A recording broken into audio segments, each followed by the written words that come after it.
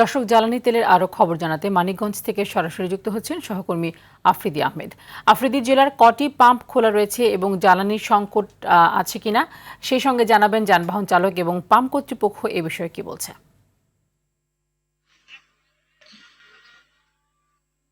জি, ফারজানা তানি, আপনাকে ধন্যবাদ।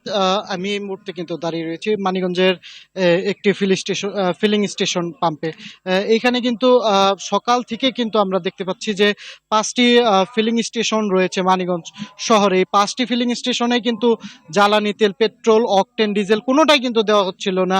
এবং এই কিন্তু ডিপো থেকে তেল না আসার কারণে কিন্তু এটি কিন্তু ব্যাহত হয়েছিল এবং তেল পাওয়া যাচ্ছিল না। তবে স্বস্তির বিষয় হচ্ছে যে একটি দুটি পাম্পে কিন্তু তেল এসেছে এবং সীমিত পরিমাণে একটু পর থেকে শুরু করবে বলে তারা জানিয়েছে এবং অল্প পরিমাণে তেল পেয়েছে। এবং আমরা পাম্প কর্তৃপক্ষের সাথে কথা বলে যেটা জানতে পেরেছি যে ডিপো থেকে তেল দেওয়া হচ্ছে না।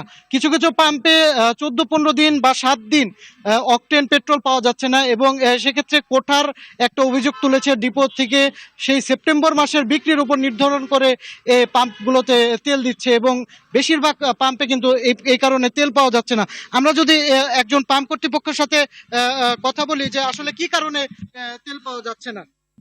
জি, যেই কোঠার যে নিয়মটা শুরু হয়েছে সেই নিয়মের কারণে আমরা আসলে বেশ কিছুদিন যাবৎ আমরা তেল পাচ্ছি না। বিশেষ করে অকটেন পেট্রোল বিগত 15 দিন আগে আমাদের এসেছিল, এখন পর্যন্ত অকটেন পেট্রোলের কোনো দেখা আমরা এখন পর্যন্ত পাইনি। লাস্ট আমাদের 4 দিন আগে ডিজেল পেয়েছিলাম, সেটাও খুব সীমিত।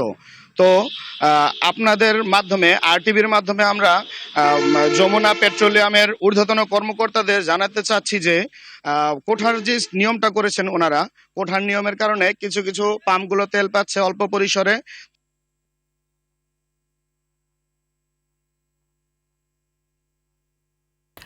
ধন্যবাদ আপনাকে।